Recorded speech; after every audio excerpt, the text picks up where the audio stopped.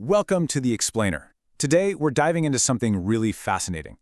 We're going to set out to structurally analyze one of the absolute most beloved and, let's be honest, highly debated passages in the entire Bible. And the best part? We're doing it using only contextual and grammatical evidence from the text itself. No preconceived notions, no theological agendas, just a deep, objective dive into the source material to see what's actually there. Right off the bat, it really all boils down to this fundamental question. Can a sheep ever truly be lost? It's kind of an exegetical mystery, one that sparked intense theological debates for centuries. But today, we're zooming out to solve this puzzle impartially.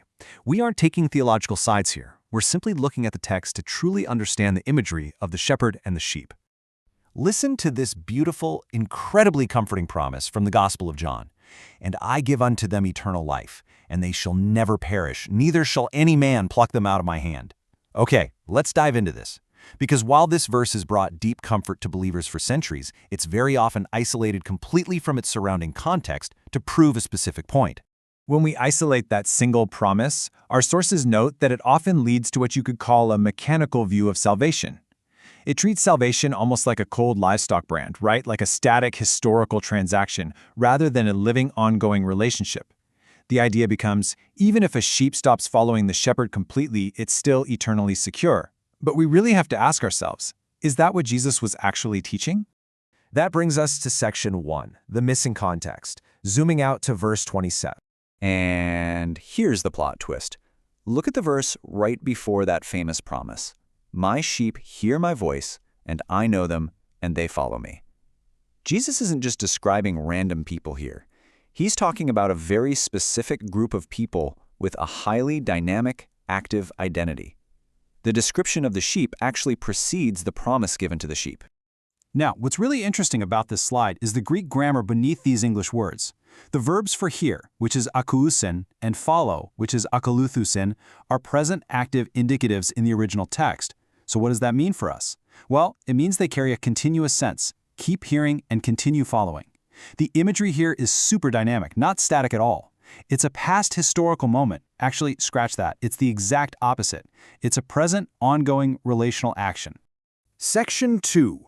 What the Greek reveals. External assaults versus internal wandering. So, when Jesus promises that no one will pluck them out of his hand, we really have to ask, what does pluck them out actually mean in this context? Because, there's a massive distinction between an outside thief stealing a sheep and a sheep just deciding to wander away on its own. The Greek word used here is harpase.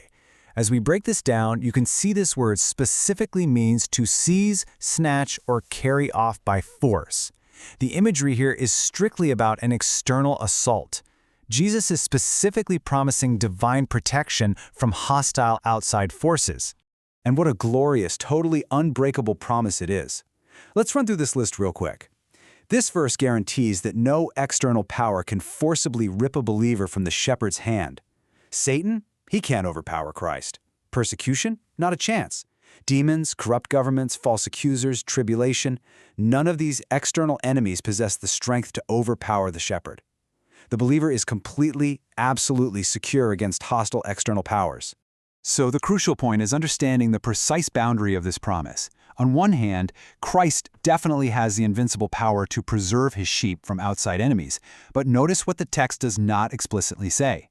It doesn't explicitly say that a sheep cannot stop following or depart through their own unbelief.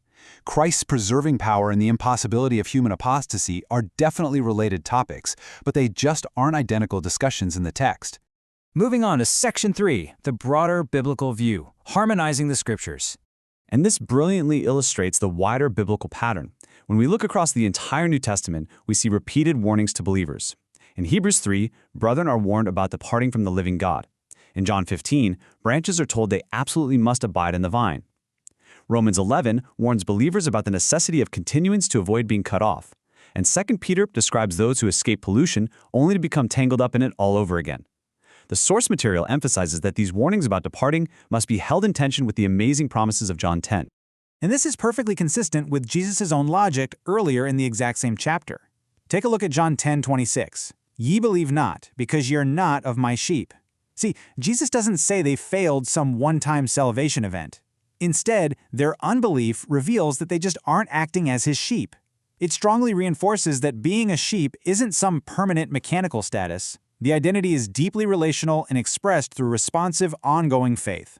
Which leads us right into section 4, finding the biblical balance. The Bible consistently avoids two major extremes. The first extreme is fearful insecurity, this exhausting idea that you're constantly one tiny mistake away from losing your salvation, which, honestly, completely minimizes Christ's immense power. The second extreme is unconditional detachment, the idea that a person can permanently abandon Christ but automatically keep their salvation anyway, which kind of undermines all those biblical calls to endure. The text totally avoids both this fragile uncertainty on one hand and this cold legal bookkeeping on the other.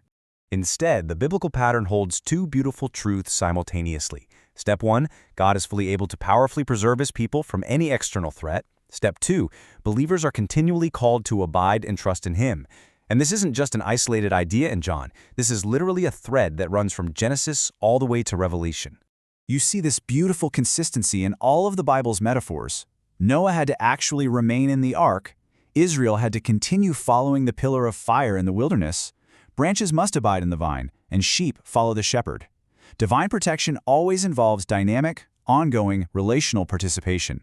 Let's move to and see how this builds to our core thesis for today. Salvation is not cold legal bookkeeping. It's a living union with Christ. The historic Orthodox synthesis here is that we can absolutely have assurance of God's invincible protection, but without the presumption that our ongoing relationship to him no longer matters. Which brings us to a final provocative thought to leave you with today. Based on all the grammatical and contextual evidence we've explored, is your security a mechanical status or a living relationship? Thank you so much for joining me for this explainer, and keep seeking the beautiful depths of the text.